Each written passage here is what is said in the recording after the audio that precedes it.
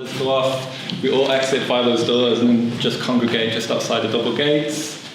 And is there anything else? I don't think there is there?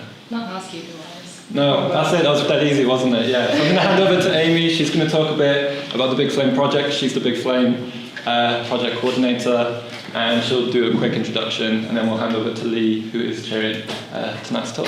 So thank you. Hi everyone, thank you so much for coming. My name is Amy and my pronouns are she, her. I'm the project coordinator of Big Flame Inspiring Community Organising Then and Now, which was a project that has recently finished. It ran from September last year to June of this year. It involved working with 11 wonderful young people, all working class, all aged 16 to 25. Some of them are in the room tonight, so I'm not going to embarrass them, but you're all great. Just know that, please. So the exhibition was the key output of this project. The exhibition is called Keep the Flame Burning. Some of you will have seen it if you came a little earlier before this. So please do let us know what you thought, because it's the first time the library has embarked upon a sort of youth engagement project of this magnitude. So it's really helpful to know what we can do in the future. This event is Inksurgency, radical independent leftist publishing, then and now. So as part of the Big Flame project and the Big Flame event series, we are trying to take a focus on different themes that have come out throughout the Big Flame project and through Big Flame's history, and we're trying to have that comparative then now focus, to look at lineages, to look at the power of archives, and to importantly see what has changed and what has unfortunately stayed the same. So I'm just going to do a quick intro to each panellist we have this evening. Thank you so much everyone for joining us.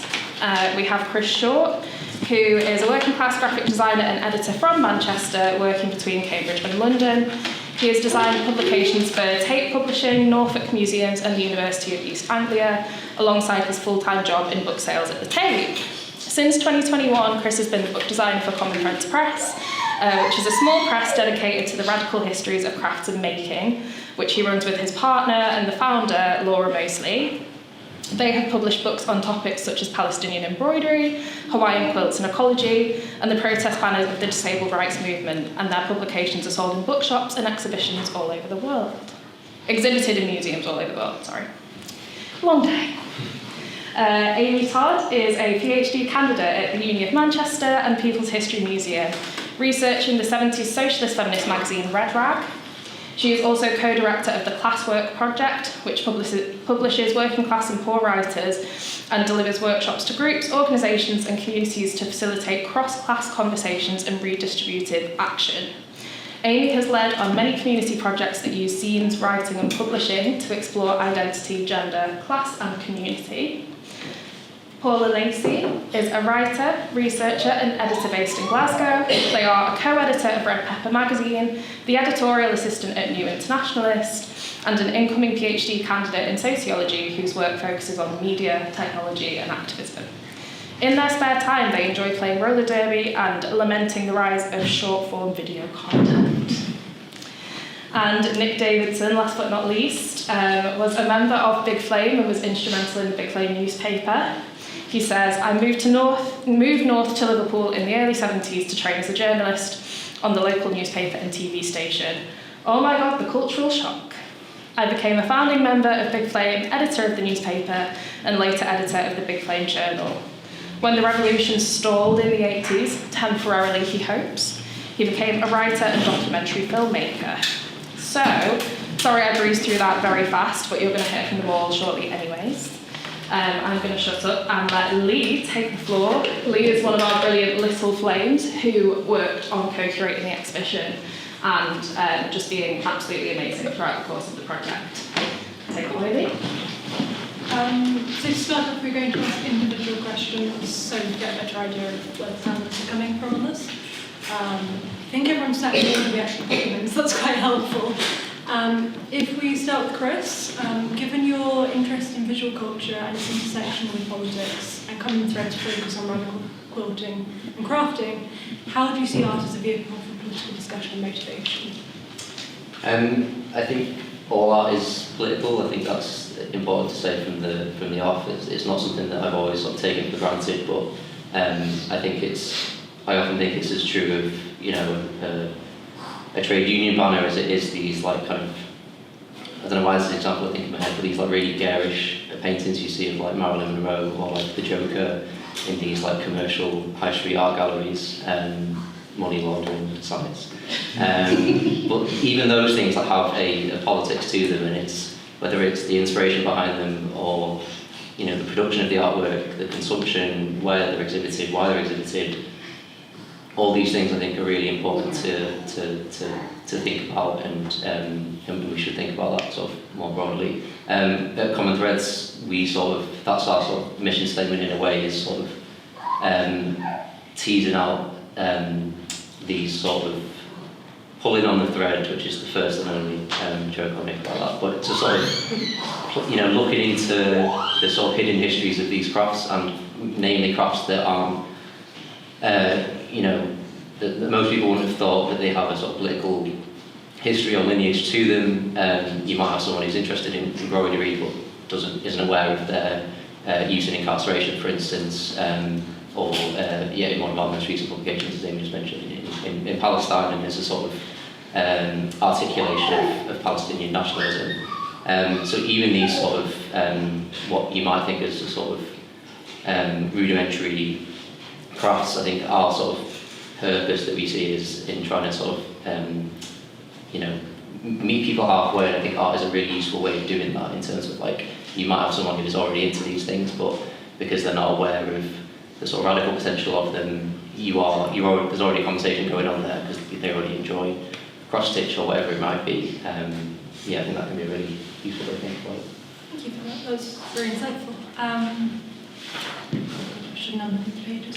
Can I do hassle stuff? Can you go get my pen?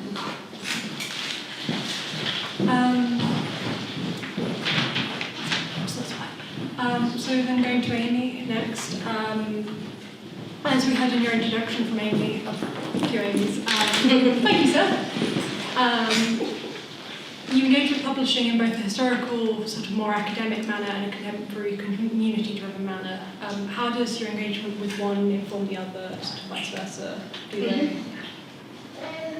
Yeah, so I think that in the different, you could kind of see them as different fields, but ultimately the kind of common thread is the history being used as a tool for political activism today, and that's kind of using the past to like hopefully make positive social change today.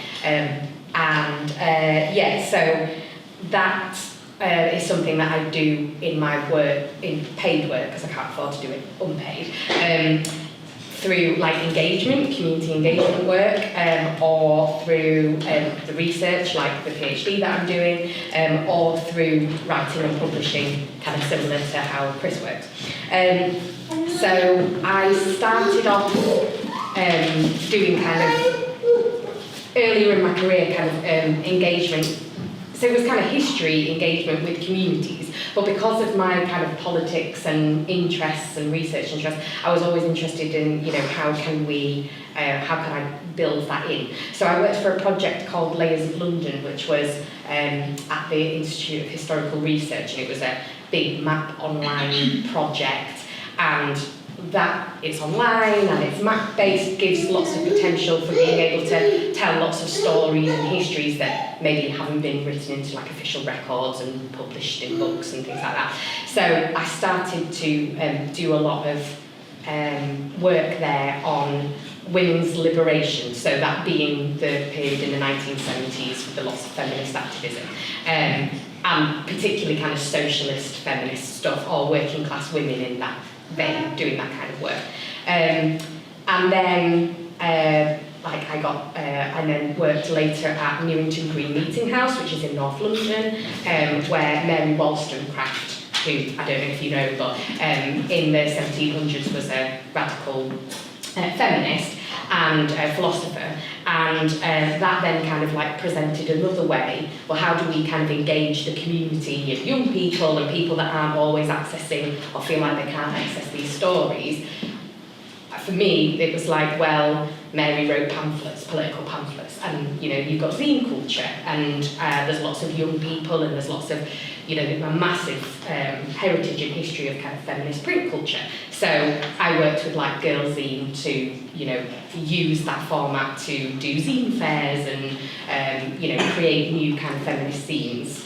And that was a way of engaging people with that history. And then there was a big Turkish and Kurdish population locally, community engagement, history. They were kicked out of Turkey in the 70s because of the coup, so there was kind of like a socialist community there. So then it was kind of like, well, we can work together and do something on that. And then this kind of led to me being able to do this PhD, so because of my interest in like women's print culture. So I work on Red Rag magazine, which was a socialist feminist magazine that ran from 1972 to 1980. It's in the archives here if you wanted to access it, but I work at the People's History Museum and they have the Communist Party archives. There's a lot of links between the Communist Party and Red Rag, so that's kind of like a natural home. And there's loads of links with Big Flame. Jenny Fortune wrote for Red Rag and she also was involved in Big Flame, which is seen in the exhibition. Same as Lynn Siegel, who you interviewed as Oral Histories. Did you? Yeah, it's my claim to fame. Yeah, she's very cool. And Sheila Robotham, I'm not sure if I'm pronouncing that right, was also involved in kind of both. So it's so there's kind of lots of links there. And then with the focus on Red Rag, there's obviously lots of engagement opportunities. So been doing some workshops with like women in trade unions today, very similar to this project, to see like what's changed, what's not. Yeah. Thank you for that. Moving on to Paula. So touching upon your work at Red Pepper, as we had in the introduction, something when we were doing sort of preliminary research for this, we saw on the website it referenced that none of the editors that are currently there or would have to have been involved in the original movement. We were wondering if you could say a bit about the sort of generational transition and how organisations like Red Pepper can stay relevant to a younger generation of socialists. And yeah, sure. Yeah, of course. I mean, with the caveat that Hilary Wainwright is still an editor at Red Pepper and she was around. But, so Red Pepper kind of started in the early 90s, kind of came out of similar scenes to Big Flame. Like Hilary wasn't, well, I spoke to her last week, she wasn't directly involved in Big Flame, but she obviously worked very closely with Sheila Robotham. Red Pepper was sort of started as more of a political project than a media outlet. Like from the very get-go, the aim was never to sort of like commentate on the left from the outside or sort of pass on any kind of party line. It was always about being really embedded within movements and providing a platform for organisers and writers and thinkers that maybe wouldn't have been able to get one elsewhere. Sort of came with this very core belief that I think is shared in Big Flame, that like a lot of political knowledge and innovation can come from within movements rather than from sort of like university educated or theorists, that kind of thing. So that like desire to remain within movements has been constant throughout Red Pepper's history, and that's kind of been reflected in the editorial collection of people that are part of it. Sort of generations of like activists and journalists have come through Red Pepper and contributed in some way to shaping its editorial line over the years. So I guess in terms of staying relevant, I would say the challenge, or like the things that we face, is less about keeping the content relevant, because I would say the content remains incredibly relevant and continues to platform sort of different perspectives that are relevant to young organisers. But the challenge now is more sort of in terms of reaching those audiences. I think we're going to talk more about it later, so I don't really want to jump to kind of get into it, but like there's like a shifting landscape of print, especially independent print over the past 10 years, has kind of meant that it's harder to reach the audiences. Young people don't tend to be buying print in the same way that they used to, and like rising print costs mean that you have to, I think it's impacted the internal structure of Red Pepper a lot. But one thing that Red Pepper has done, especially in recent years, I don't know how many of you will know this, but Red Pepper actually published its last regular print issue in March of 2025, and then embarked on a couple months. And this is, after 31 years of publishing consistently, 247 issues. I have this written down because I wouldn't remember it otherwise.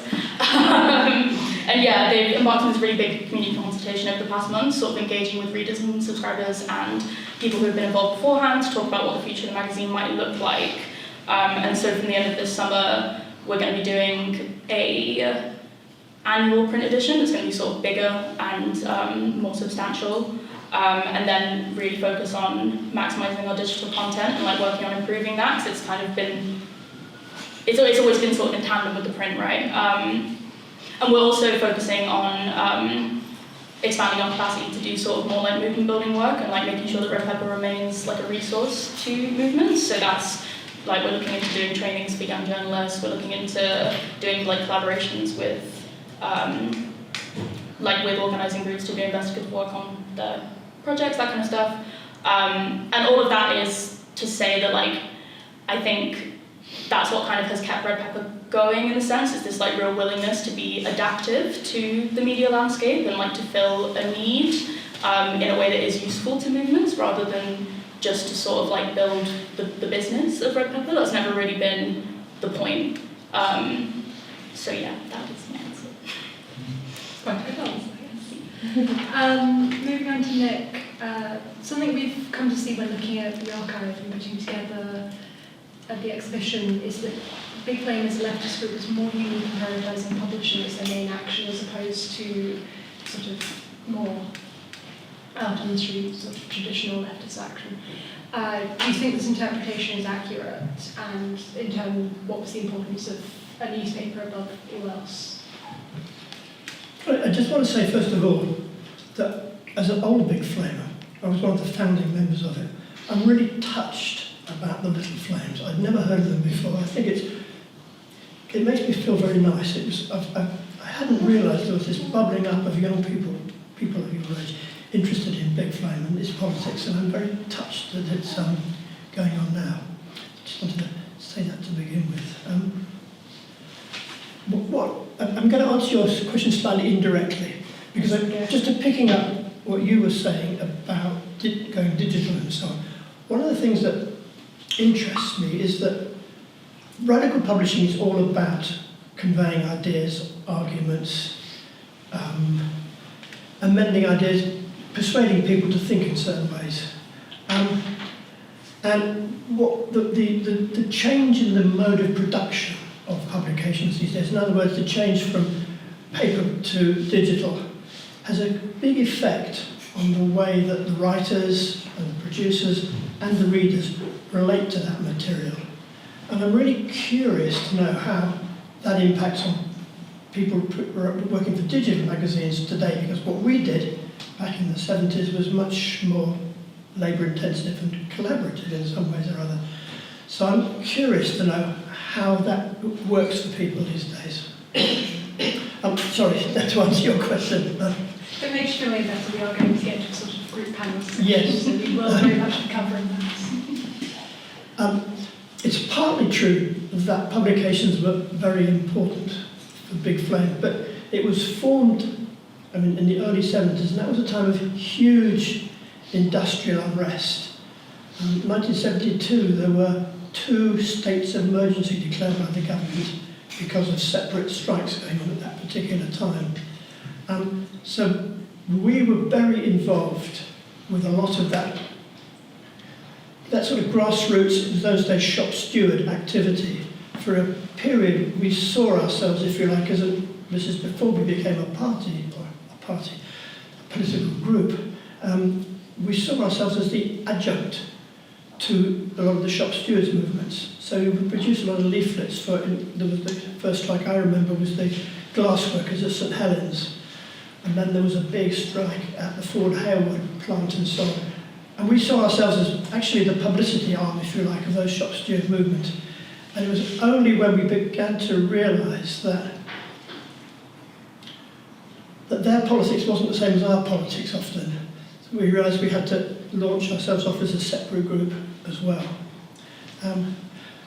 So we were very involved we were on picket lines, we were on giving out leaflets, we were on demonstrations, we were organising demonstrations. We were agitating a great deal. There's no question, publications were important. I can remember we had a duplicator. I don't know if people even know what that is these days. A Gestetner duplicator in our living room. And night after night we would be sitting there and it would be churning out leaflets for the next day, and hundreds of leaflets. So we did an awful lot of that kind of stuff. We also produced, we were broken down into different groups, which we would call them base groups. It's an Italian term really. And each of the base groups concentrated on a different area of activity. So I, for instance, was in the dock side base group, and we were involved with the dock workers a lot. And we produced an irregular dockside bulletin, which we would go around the pubs selling for a token 1 pence, just to sort of make people interested, if you like. So we did a lot of that kind of thing. We did the newspaper. We did the theoretical journal, if you like, which was our attempt to understand our politics and to sort of help other people understand our politics. And then we did all the pamphlets on things like Chile and Portugal and so on. So, yeah, there was a lot of publishing we did at the same time as just rank and file political activity. Thank you for that.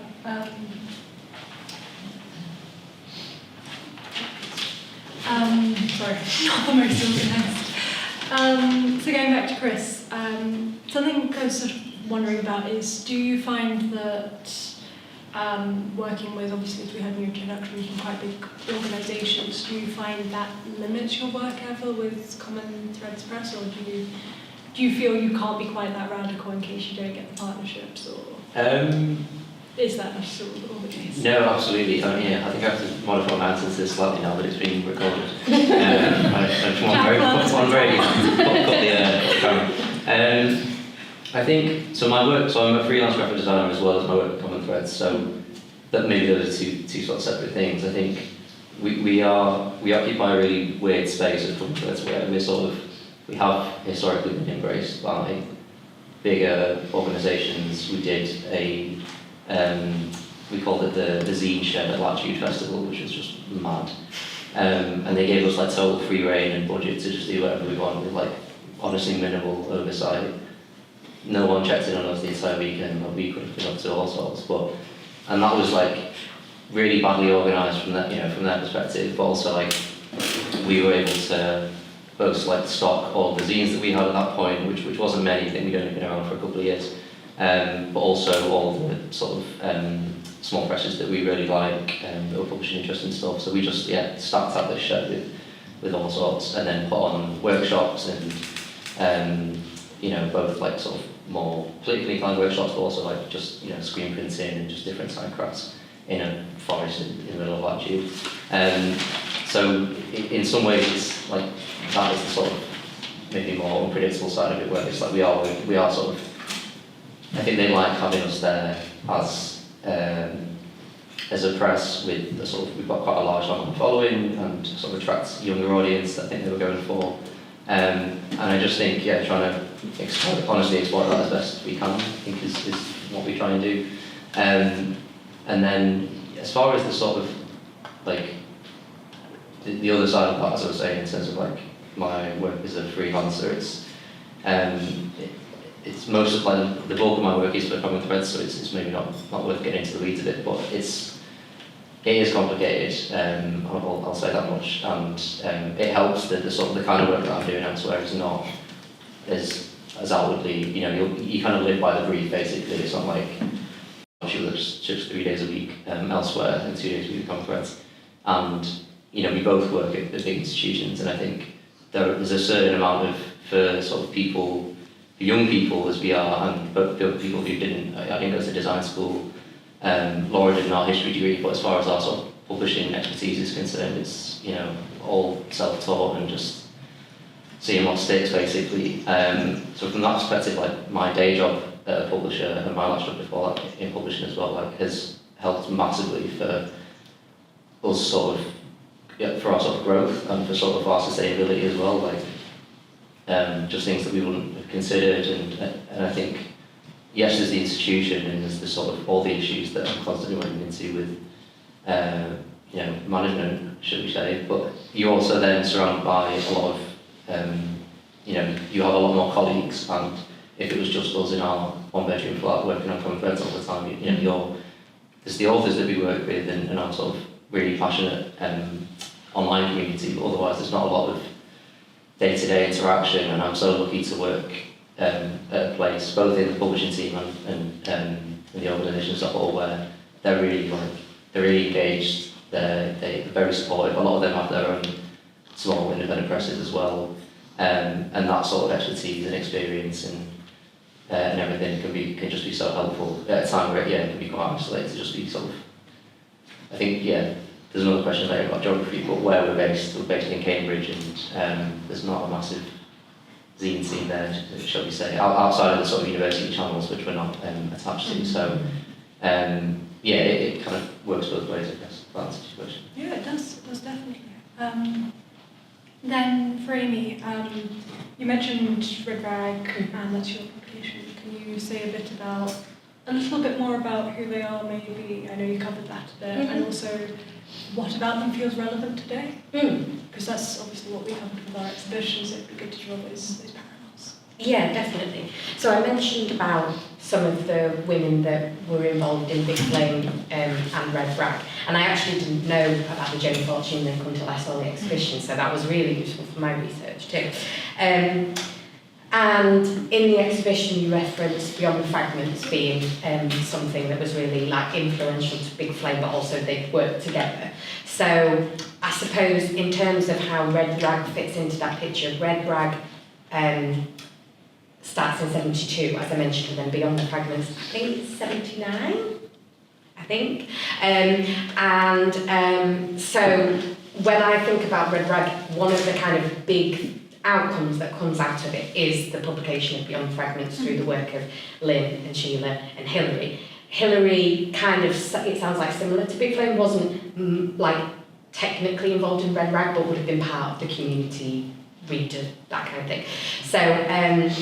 So I suppose you can trace the thinking of Lynn and Sheila and Jenny in previous incarnations of their work in Red Rag before you see their work there. So for example, I don't know if Jenny writes on Portugal. There was something in Portugal, in the exhibition. So Jenny writes a piece on the, is it the Carnation Revolution? In Red Rag. But it is, I don't know if this was the case, but one of the women on the editorial board of Red Rag resigns, and they publish the letter, and part of the reason she resigns is she's saying that the Communist Party is censoring some of the articles, and Jenny's article is one that gets censored because she adds in criticism of the party, and that bit just never makes it into the publication. Lynn writes in Red Rag about some of the trade union activism that's going on in Australia, because obviously that's where she's from, and previous to coming to London she was involved in the Push, which was like a anarchist libertarian movement in Sydney, and I think she might mention that in the oral histories. And when she moves to London, she lives in Islington and starts Islington Gutter Press, which is really written on those very similar lines. So again, you can kind of see how this then informs the later work in Big Flame. I did make some more notes. Oh yeah, and then I guess some of the other big things that come out of Red Rag and Big Flame that later happen is obviously you have the miners' strike in 84 and 85, and you get a lot of socialist feminists involved in Big Flame and Red Rag that then go on to involvement in that. For example, like Women Against Pit Closures and things that Hilary was very active in organising. And then a lot of those socialist feminists then also go into developments and programmes in the GLC under Ken Livingstone from, I think it's 81 to 86. So Sheila becomes very involved in those programmes, and I think she runs the newspaper Jobs for Change and things like that. So, they had, I think the budget, their economic budget, of which Hilary was, I can't remember what her official title was, but their budget in the economic committee had a huge budget for childcare, because they considered childcare part of the economy in a way that we've just massively gone backwards on. But I think they had like a £16 million budget, the GLC, at one point. You know, it was incredible. That was run under Valerie Wise, and her mum, Audrey Wise, was a Labour MP and trade union activist who was very influential in Red Rag. So there's all those connections. But like I said earlier, one of the things that I've been doing is some workshops with women in trade unions today. And so that is then been added to my research, because getting people with those lived experiences to read this material and then come back to me and say, oh yeah, this is what I've noticed, and oh, you know, is massively helpful. And so I'm kind of learning all the time. Thank you. It's very interesting. So, Paula, going back to you, sort of similarly, I guess, to what we've asked Amy, you're going on to do a PhD. Sort of again, how does your research relate to your experience in working in publishing? What parallels have you drawn between these two? Sure. I think before I start on that, I wanted to talk, because I realised I didn't quite talk about Hillary enough last time. You just spoke so much about Hillary, I feel like I didn't really say Because like, spoke to her last week. No, well, so in the like questions that you sent over, one of the like sub-points that you said was like, what is it like working with people like Hillary? And I told her about it and she laughed.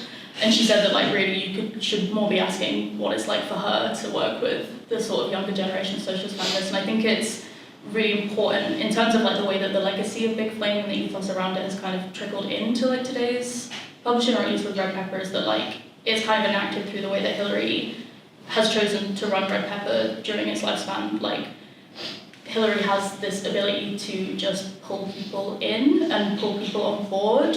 And give people opportunities they might not be given before, and like ask them, you can have one conversation with her and she'll ask you to write an article about it. You know, it's like, it's this very sort of open way of gathering ideas that I think comes out of Beyond the Fragments and those ideas that you just discussed, Amy, and it's also part of what's managed to make Red Pepper remain this like really vibrant and like diverse space for ideas, and I just wanted to acknowledge in terms of my research. So yeah, basically I'm starting a PhD at Cambridge in January in sociology, and I look at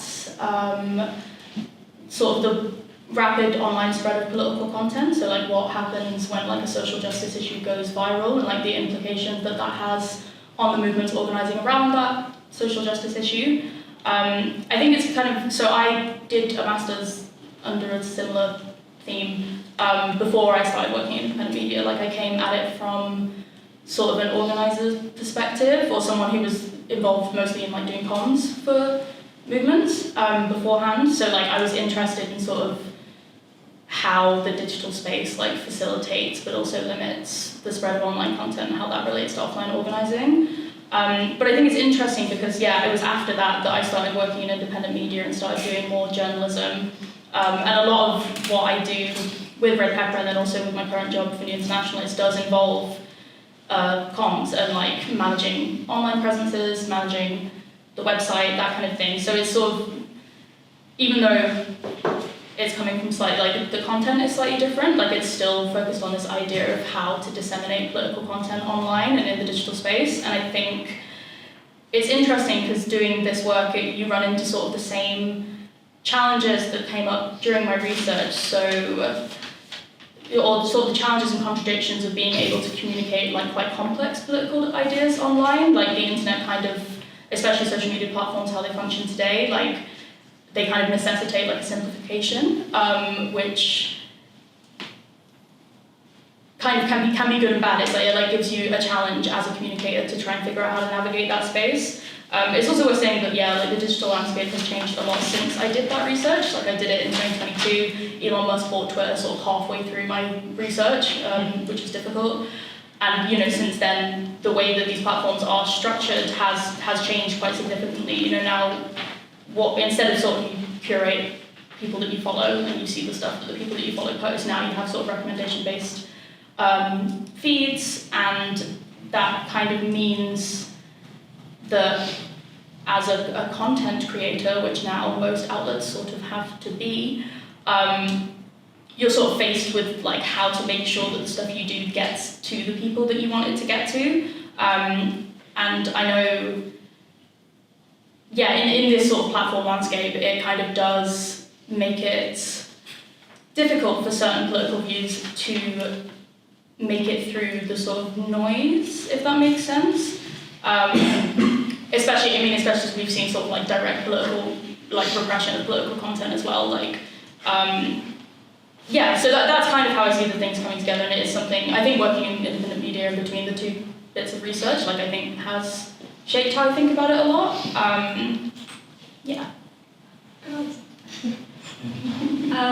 Then Nick, if we go back to you, something I suppose we wanted to talk about, this is obviously what we'll touch on in the group discussion, but you with the more 1970s perspective, could we get a little bit more? That's about right. I'm so sorry. Maybe I messed up. That's what my kids say to me too, don't worry. Given there wasn't a digital outlet, etc. I suppose something we've all been quite interested in is how the production of the newspaper looked actually on the ground. And as you mentioned, there was more of a collaborative effort. Could you say a bit more on that and how that?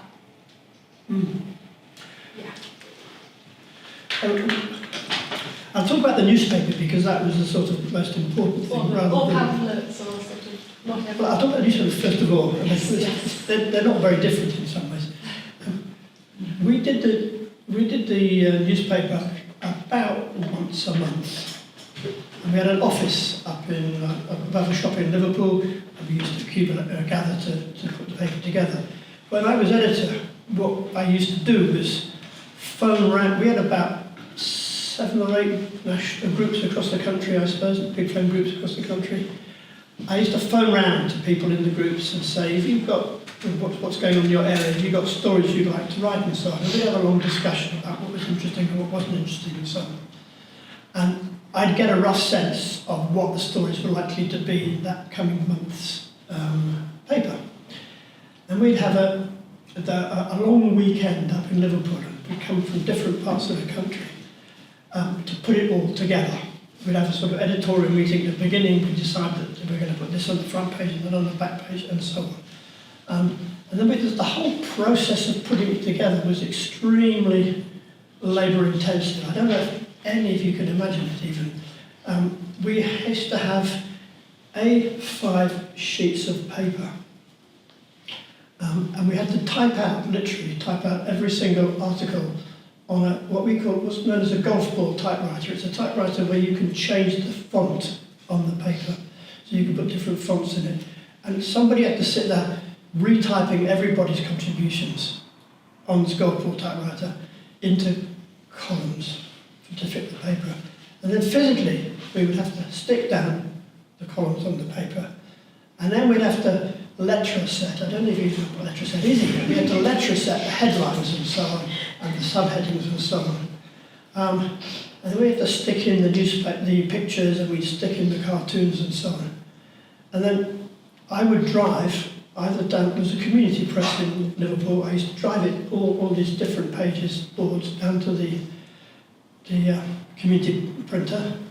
First of all, it was in Liverpool, then I used to have to drive over to Rochdale to the community press there, and they would run off, I can't remember what the print run was even in those days, probably about 500-600 copies, whatever we could afford at the time, I guess.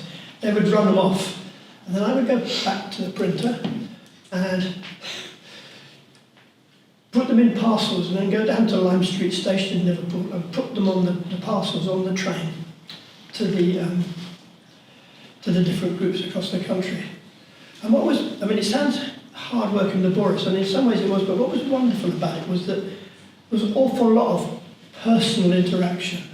So we'd sit there together, rubbing shoulders over the weekend, and you'd meet different people from different parts of the country, and you'd talk about what's going on in their lives and what was going on in their part of the country and so on. And you'd get a real sense of collaboration and support and so on. And then the process of selling it was very different, because when you actually had to sell it physically, we would go around the pubs night after night selling the paper. And selling the paper means you have to have an interaction with your readership, if you like. So we would be saying to people, buy this paper because it's going to tell you about this, that and the other thing. And they say, I don't want to hear about that, I want to hear about something else completely different and so on. And then you have a dialogue with your readers, as it were. And it seemed to me that whole process of collaboration with the people you were working with, and then your collaboration with your readers and so on, became in itself a whole political activity, if you like. It was a sort of political practice in its own right. And it's, looking back on it, it seems to me it was a very positive, unifying experience, the whole thing. And I come back to what I was saying earlier on, and I listened to what you were saying about isolation and so on. It just, I don't know how you do that these days in a digital world. I just can't imagine how you can overcome this sort of isolation, particularly not just among the producers of it, but when I get digital publications, I don't always read them very thoroughly, or I read them and I skip through them, and I don't have a dialogue with the people who've written it or the people who are producing it. And that dialogue with the readership seems to me to be really helpful in getting across your ideas. So, what I'm curious about really is how you overcome these problems, given the changes in the, if you like, in the mode of production and producing things. That's the question that hangs in my head, and I was interested in coming here today. Something you can address in the group I hope discussion. so. On that note, we're going to move on to some wider questions for everyone to have a bash at. So, starting off, because it's already somewhat come up, how does everyone think their geographical position, so we've a range of places across the country, where you live and work, impact your relationship with publishing? I suppose, is there still a north-south divide, or what one may think of as such? Where has a strong publishing culture, and why do you think that is? If anyone's got anything to say about that. My feeling is, and my experience, is that it doesn't really matter where you are in the country, if there's an active community of people doing things, talking to each other, relating to each other, then it's out of that you can begin to develop a political culture, if you like. So that we had it in Liverpool, I now live in Islington in London, it's a Corbyn's constituency, there's a lot of us no longer in the Labour Party, there's a huge dialogue going on amongst us about where we're going to go next and whether we're going to join your party or not and so on. And it's very rich territory for a political dialogue. And does that answer your question at all? Yes, it does. Anyone else? Yeah, I guess I've already mentioned us being based in Cambridge and what that's meant. I think it's worth saying, I'm not sure if it was mentioned in the intro to Common Threads, but we were based in Norwich, that's where it was sort of founded. My partner Laura went to uni in York, and then at the end of her undergrad decided to found Common Threads. Back then it was made by women zines, and then became Common Threads. But in the early days it felt like a very local press. Laura's from Norwich, there's a lot of connections there, there's Norwich Zine Fair, and any sort of, the kind of circles that we were in were very, local arts and crafts fairs, all sorts. That has changed. I mean, it's just the logistics of, going to London on the train with a carton full of books. We publish more books now. There's just, there's too much to bring, and I think we've sort of, the difference between Norwich as a sort of place of zine culture specifically, and I think as well, where there's got a good educational system. Norwich has got newer, and there seems to be a lot of engaged young graphic designers and people interested in specifically print. That I think you get less so elsewhere. I think depending on what how the universities are set up and where the sort of pockets are. And that's just something I've noticed less of in Cambridge, which is not, doesn't have that sort of that school of thought in the same way. That said, there are a lot of amazing sort of student zine publications that I always come across. So it is absolutely still going on elsewhere, but just that difference for us has been quite significant. And then the sort of north-south divide, I'm not sure. So from Manchester, but now work in London and based in Cambridge, and I think, I don't know, it sort of depends. A lot of these things are sort of, we try and do a lot of in-person events, which are getting more, are harder to do. I think our audience has grown more international. I think like half of our orders now go to North America, and I think having less of a sort of grip on like where your core audience is as the platform's grown, it's something that we're continually trying to grapple with. And the kind of publishing that you do as well, it's no longer sort of necessarily, we still work with a lot of sort of local and contemporary illustrators, but a lot of our authors are based in the States, and that sort of dictates how you go about doing things. So I think, it depends on the type of publishing that you're doing, I think. Where the printers are, I've noticed that most of our printers are down in Devon, and that can be a roadblock in terms of like, it depends how sort of active you are. I think a lot of people use print on demand services now. That's how we started with shout out to Mixam. They were really helpful in the early days, for better and worse. They were really helpful in sort of the accessibility of it. Just to sort of to speak a bit to the differences you were mentioning, Nick, in terms of those processes, like not hands-on at all. You're uploading a PDF basically, and then it's scarily quick, so scarily quick that there's not a person on the other end generating this proof, but you get a proof back within like 2 minutes, and it's like no one's actually put this together and is checking.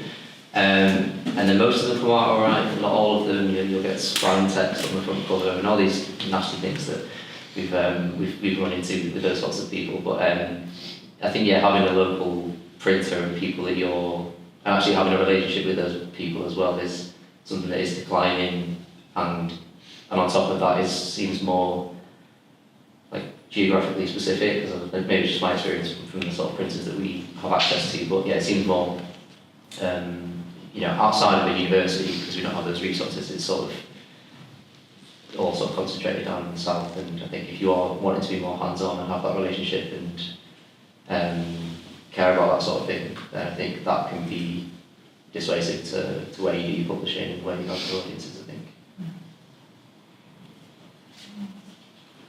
I think I have a huge emphasis on this. I guess so. I'm based in Scotland or Glasgow, and Scotland does have kind of its own media ecosystem basically that is quite separate from the rest of the UK. Because nowhere else writes about Scottish issues. So that, I guess I would say there's definitely sort of a border divide in that sense. I mean, Glasgow and Edinburgh have and other places have very vibrant sort of DIY publishing, zine cultures. I guess it's hard for me to speak that closely on them because I work, my New Internationalists used to have offices in Canada and Australia and the UK. Now we are only based in the UK, but we still maintain pretty active audiences in those countries, and we have an international distribution completely. So and also Red Pepper. I mean, Red Pepper, I guess technically is based in London. The editorial collective is sort of scattered around. I mean, the main challenge I think with Red Pepper is sort of fighting the London bias. We're always desperately trying to not just write about stuff that happens in London or in the South. And it's kind of, it is sort of a tricky one because there is a huge benefit to being rooted in the community that you're writing about or the community that you're publishing on and the issues that you're writing about. In Glasgow I share an office with this magazine called Greater Government Hill, which is a bi-monthly print magazine that is literally just about Government Hill, which is a very small area in the south side of Glasgow, and they've had huge success because they are directly engaging with a very diverse community and responding directly to the needs of that community and what they're interested in learning about. So it's been really interesting sort of being in that space, but it's quite funny because I'm writing and reading about things that are happening on the other side of the world. So I think it's interesting to try and think about, because one thing that the internet has enabled is you can have these sort of very disparate communities unite around an issue or a topic, but it can sometimes be a bit hard to sort of keep that community together, I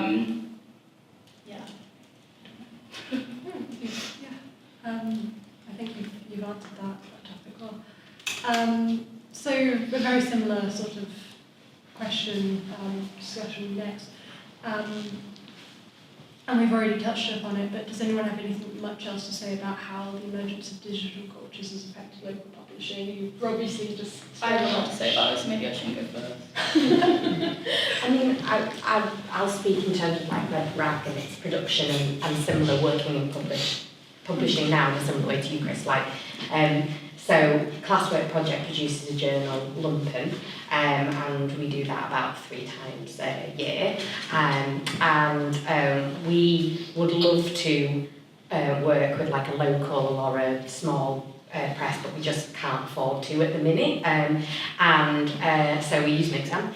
So it's again like a very isolated process. We've had to teach ourselves in-house how to use those skills because we used to be able to get someone, like to pay someone, but we don't have the money now. Basically, Lumpen, we produce it and then we sell it, and that pays and covers the cost of production. And then there's 2 of us at Classwork Project currently, and our wages, we are constantly applying for external fundraising. So that's kind of how it works. So we would love to work with like a small press, and it's hard doing historical research because I wasn't there, and it's interesting what you were saying, Nick, about like the isolation of creating that and how do you do that. I mean, in a way, obviously I would absolutely love to live in a culture that I read about in Red Rag, where there was a lot more like women's presses, and there was a lot of funding, like GLC funding for, you had like Sheba Press, which was like a black women ran press and things like that. But I also look at the production of Red Rag. Red Rag magazine, it has cartoons showing how the process of the magazine was created. And there's like an image in volume 4 where there's like kids hanging off the ceiling. They're in like a domestic space in a kitchen, and there's like 12 women there, and someone's doing the washing up and someone's making tea and someone's printing, and there's like kids everywhere. And I think that looks exhausting. And I am someone who is very politically active but tries to avoid social stuff. And so I then also think like that, I made a note when you were talking, like everything about that production is social. You're producing it, and you have to do that socially. You're talking about the content, you're doing it socially, you're distributing it socially. And I can see the burnout in that. Like I think that is a world that I would really struggle with. But so there's massive pros and cons to that. But yeah, the absence of those printing presses, I think is like really felt. When I first started doing this research, I had no idea that they existed and that there was like funding for them. And these places, it wasn't just in London and Islington, they were like all over the country. Sheffield had quite a few and things like that, So growing up in these areas, like I'm from Doncaster, I never thought there would have ever been these kind of cool, radical things, and then you learn, there was quite a lot of them, yeah. Ready? Okay. Well, I don't know, I have a few notes, I don't know if I want to do all of them now. But I feel like when I was thinking about this question, like the main thing in terms of like the digital landscape that independent media has to operate in now is that it used to be the kind of like digital tools, whether that's like emails, the internet, social media, blogs, etc., were often sort of like a means of promoting like an offline product or movement or idea or whatever. Whereas now it's kind of like we've seen like a huge shift in consumption habits, sort of. So like, whether that's people don't tend to buy print anymore, like people would prefer to sort of read a website, but that also, even that is declining a lot now. So, things like short form video content, which I famously hate, are now basically the things that do the best online, infographics, quite simplified versions of things. At least in my experience doing comms for independent media, sort of getting conversion from your online content to your website, where the actual content is increasingly difficult. However, I shall come back to that. And yeah, I guess I already kind of touched on recommendation algorithms, but it is true that like now a lot of these platforms function in a way that discourages you from linking to different websites, because like the way that these apps work, social media platforms, because their profit comes from ad revenue, they have this incentive to keep you on the app for as long as possible, and they do that through various methods, but one of which is that they basically discourage anything that will cause you to leave the app and go to a different place. So when you're trying to get people to come to your website to read this amazing article that you've been working on for months, that's hard, and you actually might do better if you condense the article and get someone to read it out in 5 key points in like a 40-second video, do you know what I mean? So I think like that's kind of the landscape that a lot of outlets are having to adapt to, although I will say, it was interesting what you said, Nick, earlier about the kind of like the interpersonal way of, the interpersonal aspect of sort of creating these print, I don't want to say products, I hate when I say products.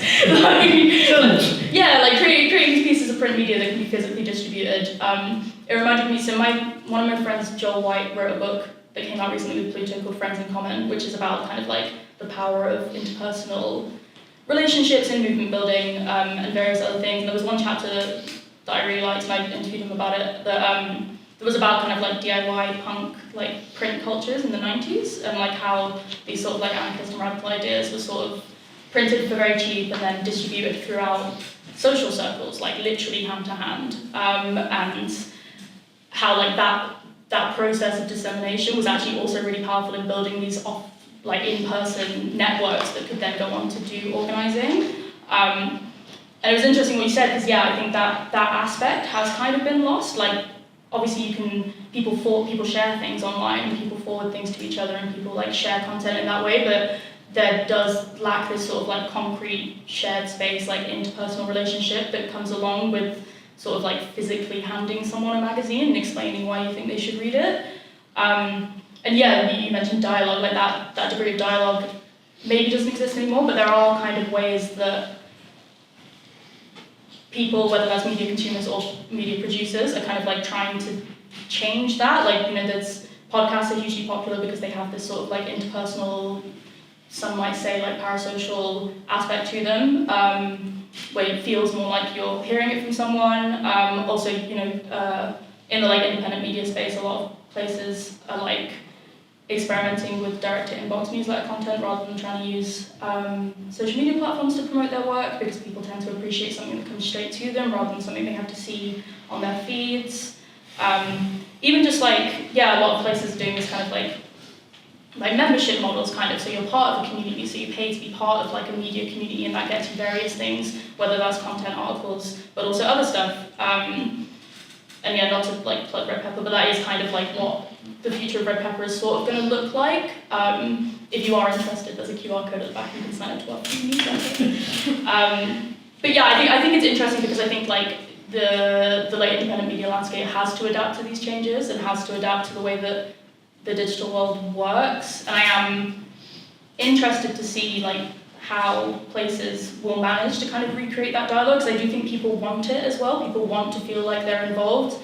I mean, at New Internationalist we started doing this these like news club things where like if someone writes an article for us, we'll organise this like little Zoom call event thing where people can come and like meet the writer and ask them questions and like ask about the process of doing the reporting. And that's like gone really well. Like it's been really well received. So I think, it's not all doom and gloom. I think people are like looking at ways to adapt to it and looking at ways to kind of bring back that face-to-face aspect. Yeah. Can I say a couple of things? Yes, yeah. I was interesting what you're saying, because I genuinely am puzzled by how you build a relationship with your readership when it's digital. We have a small digital magazine in our locality in London, in Islington. And it goes out about once every 3 or 4 months. And I have no idea who reads it. All you've got is their email address, basically. You don't get any, you ask for feedback, you don't necessarily get it at all. I have no idea really what they think about it, or even if they read it. And I'm intrigued by how you overcome that problem. And the other thought I have is that I spent a long time making documentary films. And it became very clear to me that in an hour-long documentary, you can only get about 2 or 3 ideas across, basically. And there just isn't time to get ideas. And you have to keep people entertained and involved. You have to sort of have entertainment value stuck in there with the ideas. So that as a way of transmitting complicated or challenging or new ideas, they're not necessarily a very good way of doing it. So what I'm trying to say is that I wonder how, when you have an increase in what you call short form pictures, is it? Short form videos, how you get across more challenging, more important ideas, how you actually begin to engage with people so that they change their mind, because that's really what you're after about. You're trying to, I mean, it's propaganda we're talking about. We're trying to push a certain body of ideas. And how do you do that in a digital environment? I'm not in it, so I don't know, but I'm really curious to know how you're all your generations are going to overcome this one. I mean, I do think there is a kind of pushback against the short form content thing that is kind of happening, where people have kind of realised the limitations of that and the shallowness, you know, and the of that, and there is, you know, like zine culture, you know, that in the past 15 years has just exploded among like young people, and you know, I guess that goes hand in hand with like record collecting and print culture. There's a move that kind of protests against that, where people want a material thing and they're interested in the production of things and things like that. So I hope that's part of why this project came to be, and so I hope that continues, because I think, just like you were saying, Nick, you know, there's a value to it that you don't get. These things have different, they do different things, and they have pros and cons and things, but there is a massive value to that, part of that being the social, you know, aspect of it, and part of it, I think, being maybe slowing things down and realising things aren't binary, and there isn't, you know, that things are complicated, and you can't always explain things in a short 3-minute video or a 60-word tweet. Yeah. Have you anything else to say about that? Chris or Paula? It's not, if not, it's okay. Okay. I've been told politely to hurry up. Actually, very politely, so I won't complain. I suppose I'll be combining a couple of questions, but if, given all of you have written or facilitated writing in some form or another, what would you say to someone wanting to get involved? How would you get over the "is what I have to say worthwhile" block? And where would you sort of suggest people go to find this community? Sort of what things to look for, what things to avoid, if that makes sense. What red flags? I think, like, read as much as possible, write as much as possible, like, just sort of put yourself out there. It's, you know, so much of this seems like a cliche, but it's, with any sort of creative endeavour, it's part of sort of self-learning, and also it's like, to follow your second point, like, helping yourself understand if something is worthwhile, and I think as soon as you start to write about something, you will figure that out. And there's this, to link it back into the digital culture, like this question of like, does this need to be a book, or is this a series of infographics, or is it an email, and like, why are we privileging the print? And I think in writing and in reading, like, you know, consider like why you're drawn to a certain text, a certain leaflet, and what that's doing for you that an infographic doesn't, and you know, there are so many merits to the latter, and you know, they are operating on their own axis. But I think, yeah, I think through that process of just engaging with the material as best as you can, and like learning yourself about the merits of it all, I think is just so invaluable. And then attending events and reaching out, and you know, there's a massive, as much as we speak to sort of digital isolationism and that sort of stuff, there is also, as we see tonight, like, it's, you know, really well attended events and people who want to be in these spaces and are sort of desperately seeking things like this. I just think, you know, trying to be brave and put yourself out there and just to see what sticks. Good answer. Anyone else have anything to say? I mean, I think in terms of writing, like, as like an early, I mean, I still consider myself like an early career journalist. I think like you get so much out of just putting yourself out there, and also like the opportunity, working with editors and stuff, like even, I mean, that process doesn't have to happen necessarily like within some kind of official outlet, like even having someone else read your work and talk to you about it, it gives you such an opportunity to kind of like work through ideas and find your own voice and stuff that can't really be found if you sort of don't do it, do you know what I mean? And like, I think, I mean, like, I had friends who sort of started magazines whilst at uni and like have started short-lived zines that haven't, continued and stuff like that. And I think, there is really no reason to sort of not do it, because I think, like one of the points of Red Pepper, I guess, is to give people who wouldn't necessarily always be writers, we commission like striking workers and, people who aren't writers to write things, right? Because I think quite often that's where the more interesting ideas can come from, and then those people being able to work with an editor who kind of has more like training or knowledge on sort of that form can be really beneficial in terms of sort of like taking an idea that might not have been easily communicable to them beforehand and making it something that's legible to others. But I also think in terms of if you feel like you have something to say, I don't think that necessarily like writing or articles or like long form journalism or like traditional journalism is necessarily like the be all and end all. I think when I was reading this question, I was also thinking, because there was like a point about like not wanting to make like TikTok slop or like not wanting to make like work that's not worthwhile. I do think even though the internet is like, obviously it's got its problems and like the platforms especially have their problems, I think like in terms of getting radical ideas out there, I think as long as people have been having radical ideas, they've been using the technologies of the time to disseminate them in some way, like whether that is printing, whether that is radio, there's always been sort of like this process of adapting to new technologies and figuring out how you can use them for getting your ideas out there. So like I don't think that, there are some people doing really innovative stuff on TikTok, like there are, and like I think, and on like Twitch streams, and like, there is really interesting stuff happening out there in that space, and I don't think that it has to be the written word necessarily. And I think just, being able to be sort of creative and having fun with it, and I guess not being worried about how things will be received, I think is a good way of going forward. Yeah.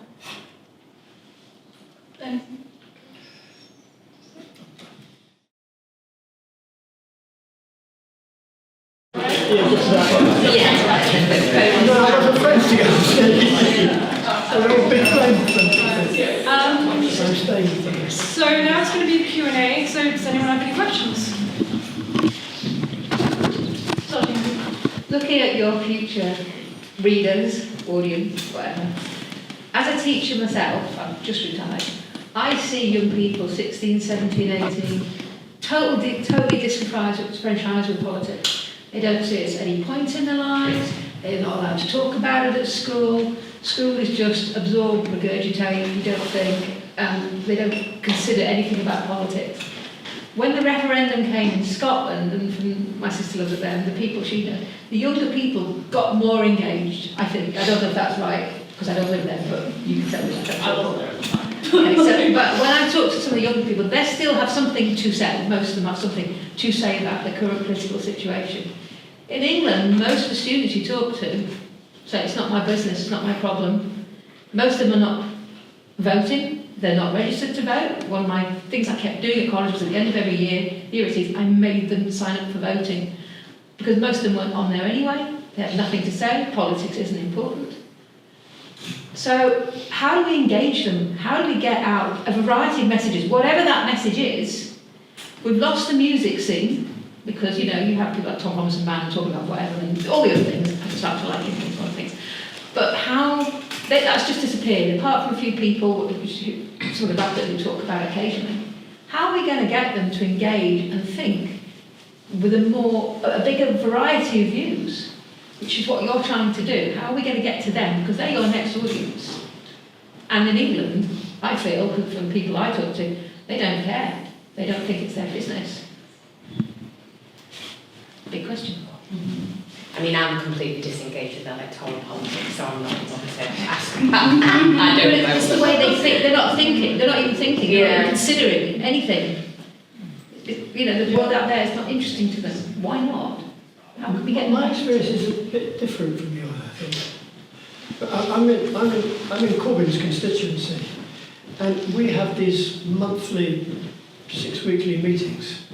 Because because he's an independent, he doesn't have a constituency party to relate to or to report back to. So he has these open meetings, and I was really struck by the huge age range there. A lot of young, all races or colours or ages, but lots of young people there as well. So I don't know whether that's just that area, but it seemed to me that actually there are quite a lot of people, young people. But how is he getting that message out there?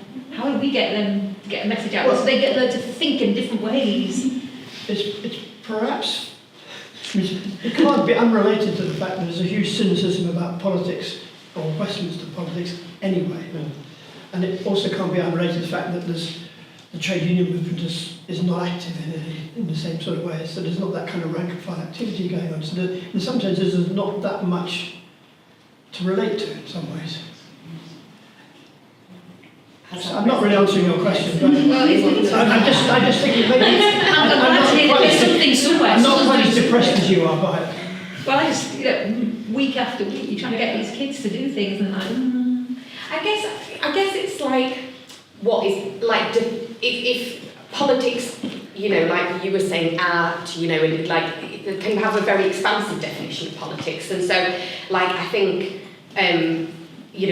so I'm a teacher, I used to teach before I did this and stuff, and like, I think that young people are unfortunately forced to be political. Like, you don't have a choice. The culture and society that we live in, you have to be political.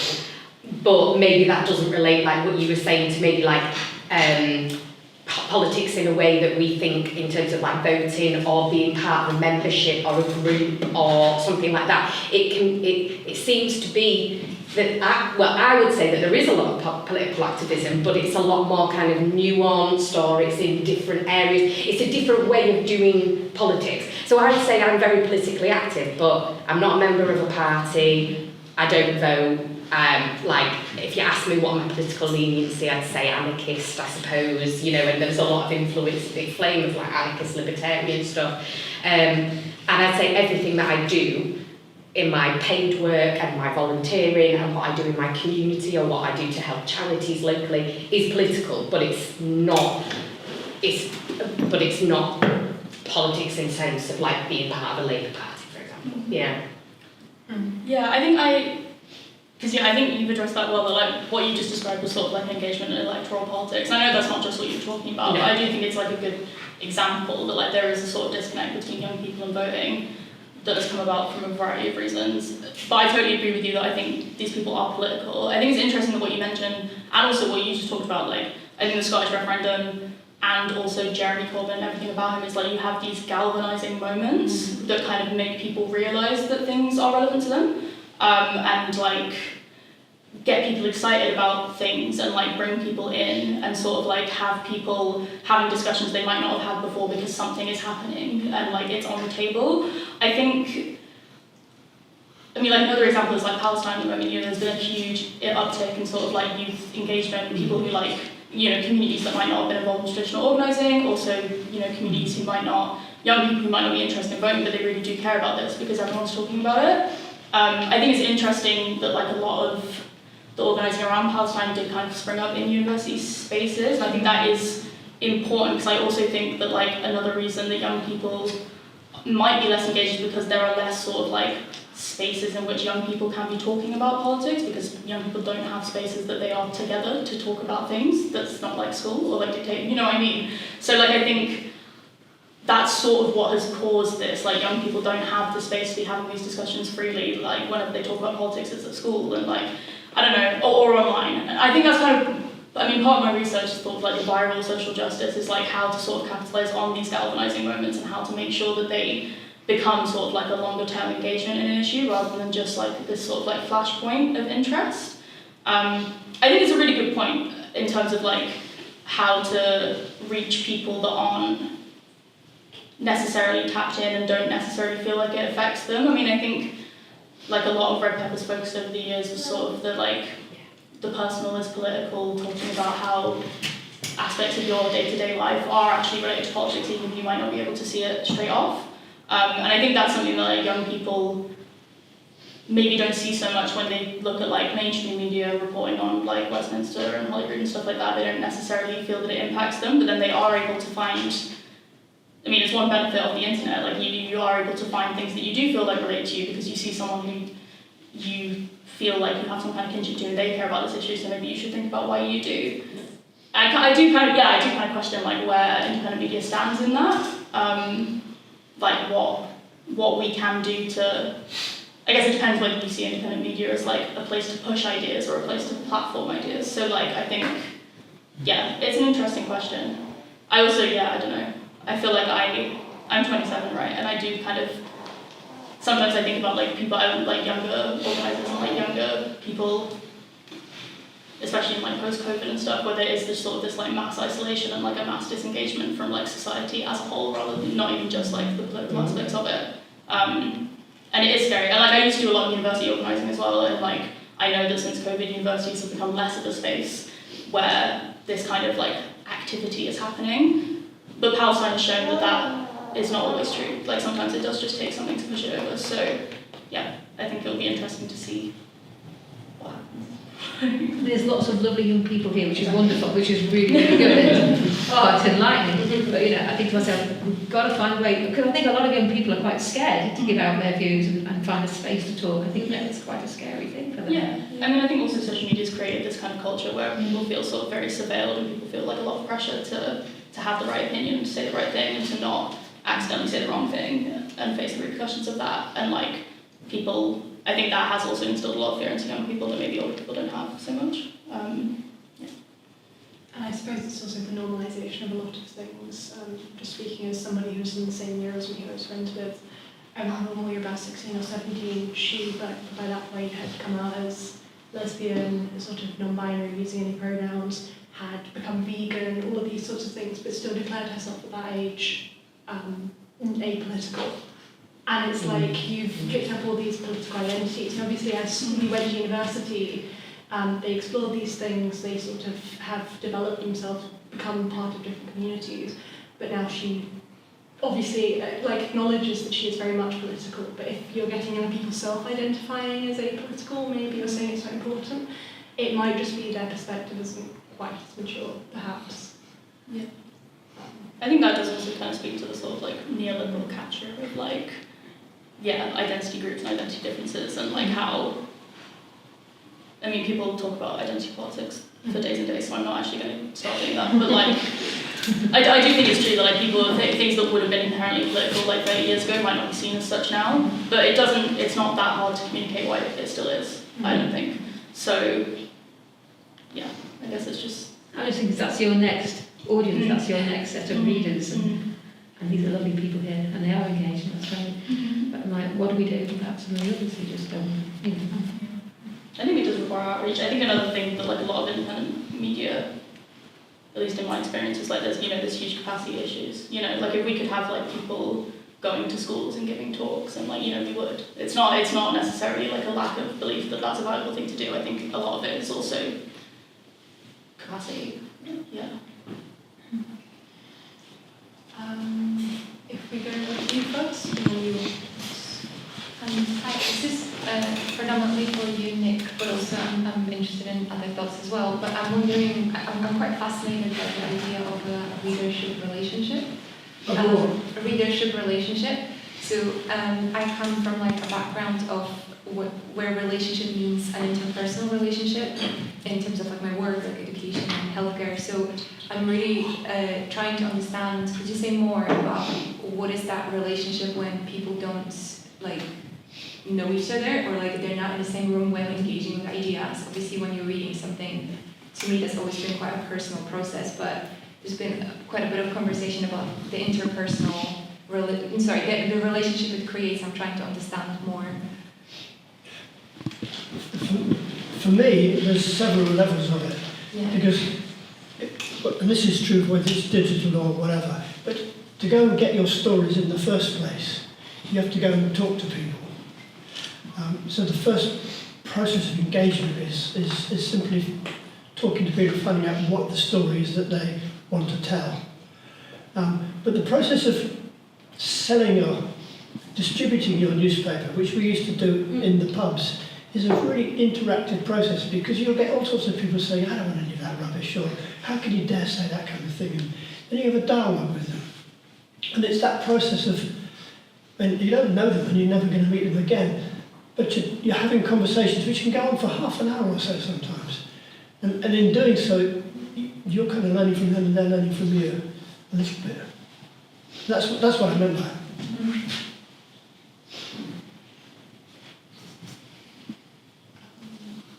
Does anyone want to say anything else? Was it... Yes, you over there? Just to say, I was so grateful to be part of the socialist feminist movement when Big Flame was around, and to be able to engage as a reader and with some friends who were around. We used to say they were around Big Flame. That meant they weren't members, but they knew people who were and who were making the paper.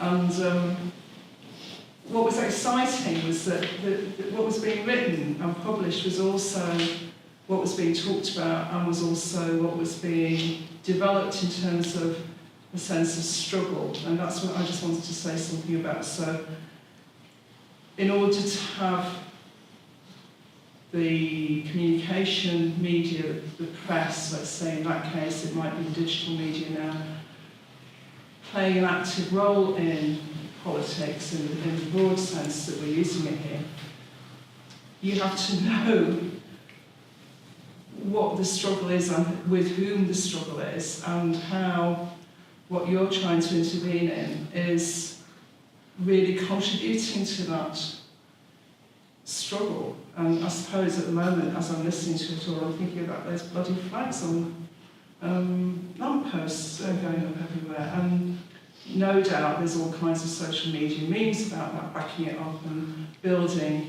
people doing that. I don't know, because I'm not a native in that world. So having a short thing that addresses the flags, or a set of memes that do the opposite, is going to fail to engage in exactly the way. We're not going to get to the kind of engagement that I was fortunate enough to have as in my 20s, with a whole range of practices and ideas. And so is there some way that this old, you know, I'm very, very fortunate experience really from the 70s in my case, can also be recreated through the contemporary technologies? And it's not really a question. It is a question, but it's like, it's such a big question, we've not got time now. But that's what I'm hoping that I've heard about tonight, is it? Is that what you're all involved in some kind of struggle, are you? I think. I mean, I guess I would say that, like, political education and, like, civic education is really lacking, right? It's lacking in schools, in the curriculum, that's intentional. And it's, you know, workers' education associations and trade union education and things like that is, you know, we're nowhere near what was available in like the 70s and 80s, and we really see the repercussions of that. But then I do recognise that there is a lot of like, this is political education, you know, and there's a lot of kind of cultural organisations and groups and like communities, online communities and in-person communities that are doing all sorts of political education to meet that gap. I think that the route to finding that political education was clearer then. It was like there was, like you were saying, Paul, like there'd be a space for it, there'd be a workers' education association building, you would go there, you'd sign up for a course. Like, you know, cuts in FE, you know, like further education, you know, there just isn't that access to them. And, you know, when you read, like, the work of Sheila Botham and stuff like that, you know, she used to work in FE, and then, you know, she'd work with working class young people, like working class women, and they'd be doing some kind of political education after work, maybe they were a typist, and they'd be doing that, and it was this kind of reciprocal process where, like, Sheila's learning about it and reflecting about it and then writing it in her work, and it's all taking, you know, it's all having an impact on the work of women's liberation.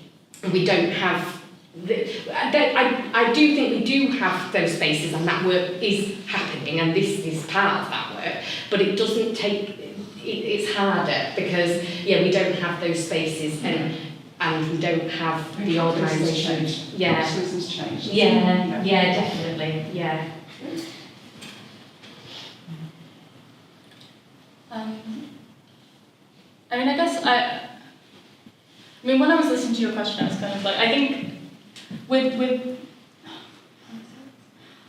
I think basically, like, when the internet came about, I think people thought that it would be this sort of amazing tool for mass mobilization around things. And I think there were certain, like, instances where it seemed like that was happening.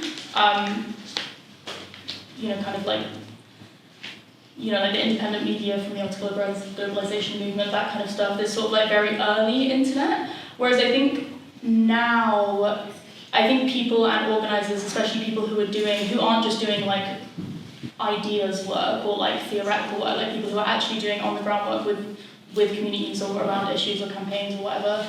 I think there is a recognition that like the internet and media like can only go so far, because I mean, for example, like if you look at like the Black Lives Matter movement, right? You know, which a huge amount of it, especially the 2020 iteration, like so much of it emerged online during the time that people were online, and I think there was this sort of like flashpoint of hope around it, and then I think people realised that it, you know, as the years have gone by, that it didn't have the impact that it maybe seemed like it was going to be having at the time, and I think people learned that you can't replace the sort of like on the ground, day-to-day, like granular organising work, and I think like that is reflected in a lot of movements today, and I think it's one of those things where, like you said, and like you described, like the place where movement building and effective organising happens is in those sort of interpersonal interactions and like shared experiences and discussions and like space for discussion. And I think that finding places to have those, whether that is in an event like this or if it's, you know, there are bigger examples. I mean, TWT is like an example of sort of like a festival of ideas, that kind of thing. I think they are valuable. I think it's hard because they don't always translate into people's day-to-day. But there definitely is a movement towards it. And I think people, I mean, even with like the Palestinian encampments and stuff, I was at Climate Camp Scotland 3 weeks ago or something, and like talking to people there about the benefit of having this sort of like shared space, and obviously not everyone can go to these things because people have jobs and stuff, and like you said, capitalism has changed, and like the demands that are on people's day-to-day lives and the capacity they have for organising and the space that they have for thinking about anything that isn't just like how to survive, it is limited. But then, I mean, for example, these like camp spaces, when like communal living tasks are shared, it opens up this space for ideas and conversation that wasn't available to people beforehand. And I think people do know the value of it, and I think people recognise that it is sort of what works in the longer term in terms of sort of sustainable movements. But I think, yeah, it's something that is really worth reflecting on. On that note, I noticed we have gone over quite a bit. So if nobody has any final questions, I suggest maybe we call it here. Could we just give a massive thank you to our panellists?